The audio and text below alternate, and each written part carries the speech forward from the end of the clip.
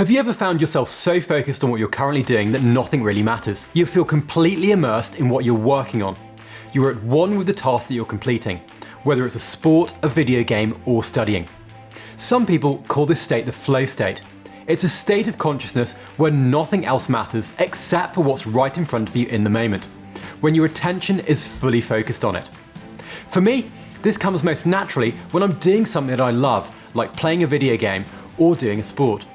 I've never had to drag myself to play The Legend of Zelda in the same way that I might need to push myself to study or to work on a project.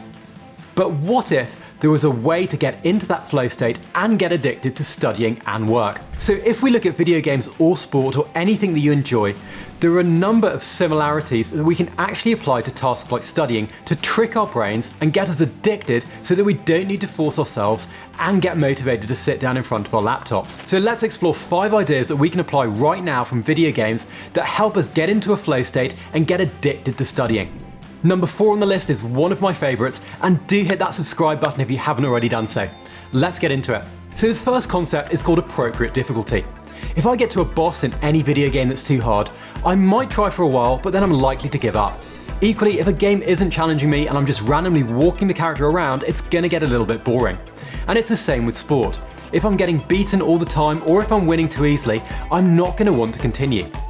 Flow state is a state of optimal experience and intrinsic motivation, available to any person regardless of age, gender, or cultural background. The main way to create this flow experience in a game is to have a balance between the difficulty of tasks for players to accomplish and the level of their ability or skill to accomplish those tasks. Tasks that are too hard for players to perform will result in frustration, and tasks that are too easy will require very little effort and result in boredom.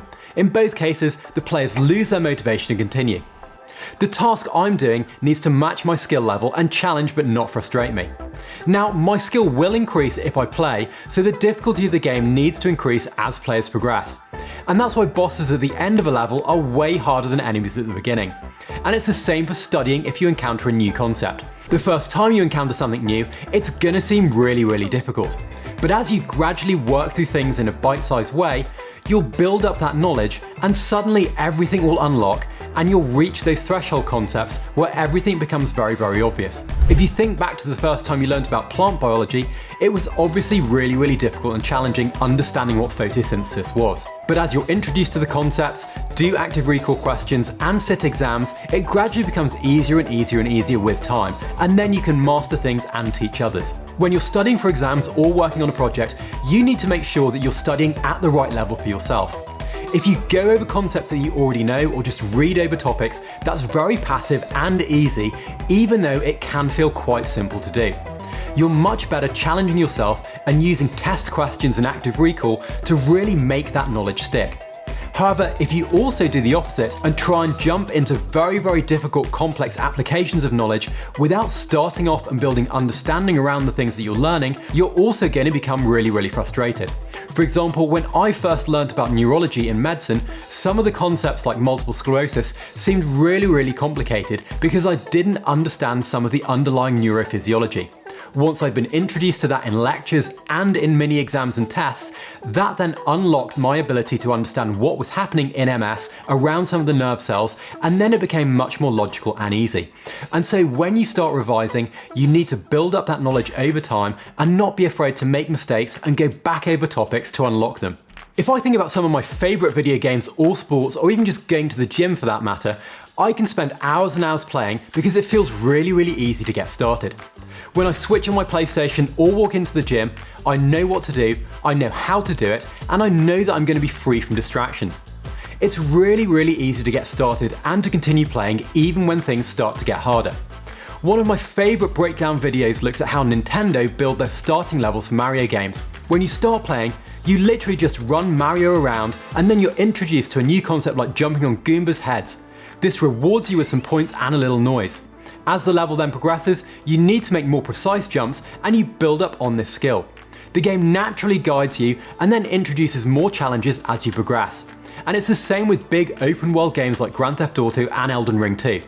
Even though you can do whatever you want and go anywhere, you never feel lost and it always feels obvious what to do. And it's the same with studying.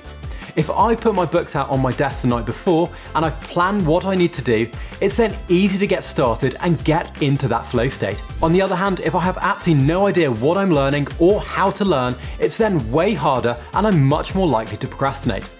In his book Hooked, Neil Royale talks about a mini experiment conducted at a university where one group of new students were told to go and get a flu shot when they started term, and another group were also asked to get a flu shot but were given a time and a campus map showing where to go.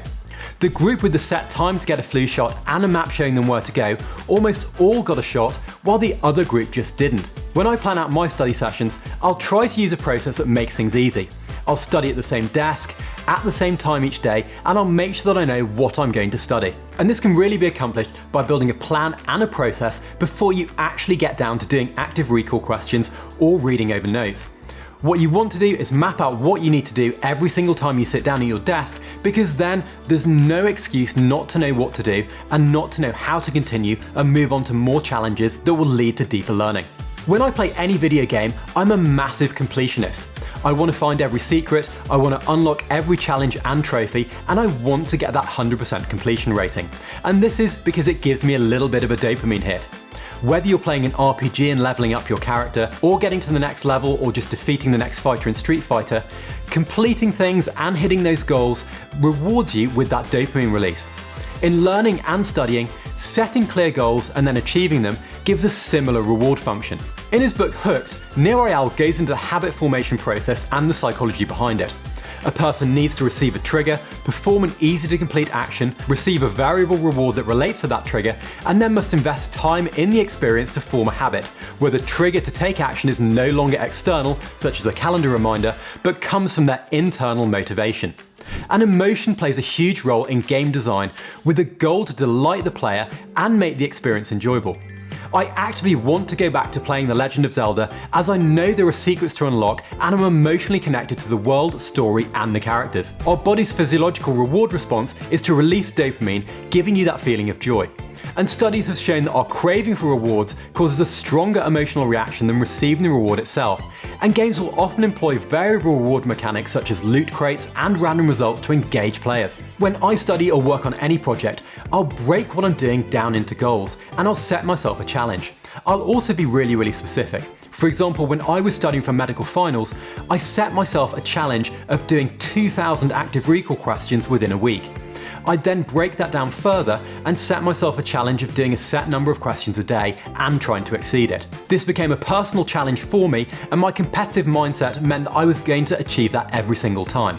I'd also factor things like breaks and going to the gym as reward mechanics themselves within my study sessions. This allowed me to focus on completing those goals, but it also gave me a reward at the end of that study session where I could then relax and reflect back on what I'd achieved.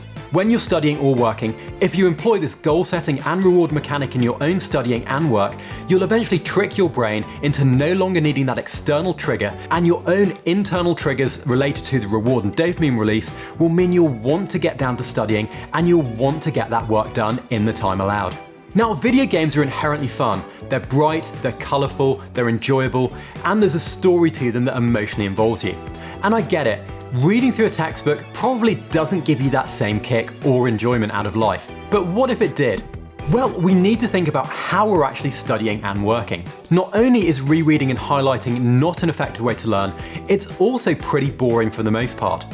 Whereas doing active recall questions is a little bit more exciting and a little bit more fun because it inherently brings with it goals and challenges. But what if we take things to the next level? Well, let's look at apps like Duolingo and Chicane that are bright and are fun and bring in lots of game mechanics. When I'm learning Spanish on Duolingo, the app and interface is really bright and really colourful, and it's got lots of fun characters. There's a learning path that's completely mapped out that adjusts to my own skill set as I work through, and I'm being rewarded, and I'm also competing against others on a leaderboard. All of these things are things that you might expect to see in games. If we look at apps like Chicane, there are also elements of games like Pokemon where you can actually unlock new characters and get that completionist feeling as you work through and do questions. Going a step further, think back to your favourite board game or playing Trivial Pursuit or playing an online quiz game. You get that buzz from the challenge, whether it's a challenge against the clock, completing a question in a time frame, or completing against your friends. You're going to be learning along the way because you're involved in the game and you're actually enjoying it. Whether it's through competition, gaining points and leveling up, or just in the actual interface, feeling a little bit more fun and engaging and able to grab your attention than just mindlessly reading through a textbook passively. Think about the last time you played a sport. It was probably with other people or against someone, so it was in a social environment. Or if you're playing something like Call of Duty online, you're either working with a team or you're working against others to actually win the match. And this is where social dynamics come into game design. And it can also be applied to how you study. If you study with others, not only does this make you more accountable, it also makes things more fun, as it's a lot more social, as you can connect and have a bit of fun with the people that you're studying with. Duolingo and Chicken have things like leaderboards and team modes and online games, and all of this helps you to learn in a fun environment. Now, when I was studying and revising for exams, they could be really scary, and I definitely wouldn't look forward to them. But then I discovered something called the growth mindset and wanting to improve, and this completely changed my outlook on how to learn and study, and I enjoyed failing and I wanted to get better at every stage of my development. In 2017, Mark Rober asked his YouTube followers to play a simple computer programming puzzle that he made with a friend. The object of the puzzle was simple and clear: to get a car across the maze by arranging the code blocks that represented typical computer programming operations. This was relevant to his audience, was playful, and was easy to access with a challenge and a clear goal. But what the 50,000 followers who took part in the challenge didn't know was that Mark randomly served up two different types of game. In one version, if you hit run and weren't successful, you didn't lose any of the starting 200 points and was shown the message, "That didn't work, please try again." However, if you hit run in the second version and weren't successful, the program showed a slightly different message. "That didn't work, you lost 5 points, you now have 195 points, please try again." Now, the difference between those two messages revealed something very significant about the human psyche through the results of the test. 68% of the people who didn't lose any points ultimately solved the puzzle, yet only 52% of the people who lost 5 points were able to complete the puzzle successfully. That's a delta of almost 16%. Another piece of data Mark collected was how many tries the players took before they gave up. The group that didn't lose any points averaged around 12 tries, while people who lost 5 points averaged about 5 tries only. The group that made more attempts saw higher success rates than the ones that made fewer attempts. The difference between the two groups originated from the different messages that they were shown on failing. And Mark termed the results of the experiment the Super Mario effect. He said, "When it comes to games like this, no one ever picks up the controller for the first time and after jumping into a pit thinks, 'I'm so ashamed, that's such a failure,' and they never want to try again. That just doesn't happen. What really happens is they remember that there's a pit right there, and their job becomes to not fall into that pit the next time. While playing a game, we learn from the failures, but we don't focus on the failures. And it needs to be the same in studying. You're going to get active recall questions wrong, you might even fail exams, but ultimately, you're always learning, and often you learn most from these failures. If your character dies or you don't complete a level, it's not the end of the world, and you'll just get up and know that you'll get better next time through practice. In something like Dark Souls, if you encounter a boss that's too hard, often you need to go away and grind, level up your character, and then come back to it. And it's the exact same with studying. You need to put in the hard work and the hours, and then you'll be able to cross the threshold of defeating those difficult questions. Now, as a quick bonus point here, I just want you to think back to the last time that you really enjoyed doing anything, whether that was playing a video game or sport or whatever it is that you like. Now, chances are that when you're actually in that flow state and you're really enjoying it, you're going to learn anyway. You see, us humans were geared up to learn regardless. We've learned all our lives. But when we're actually needing to study for exams, sometimes it can feel really difficult because we perceive it to be a chore. If on the other hand, you're actually enjoying what you're doing and you've set your mindset to really embrace learning, then you're gonna learn much more easily. Learning isn't difficult if you know how to learn properly, but it does take a little bit of hard work to really master some of the difficult concepts. And it's no different to any video game or sport. When you first start off, your character's going to be a low level and you're going to be rubbish. If you start playing a game like soccer, you're not going to be able to score a goal or kick the ball at all, but then with practice and with multiple failures, you're going to get better and better and better. And often, to get into that top 1% of elite athletes or elite video game players, it's the people who put in the hours and practice who become the best. And that's what you need to do with studying. Now, to help you out a little bit further, I'm going to pop up a video that I definitely recommend you checking out about how I study for exams that shows my exact method in detail. And I'll also put up a link to the evidence-based learning series, which I'd highly recommend looking through if you haven't already done so. I hope you enjoyed this video and found it really, really useful. Thanks so much for watching and for subscribing. Do hit that subs button if you haven't already done so, because it really helps the channel grow as much as it possibly can and help as many people. And I'll catch you again in the next one.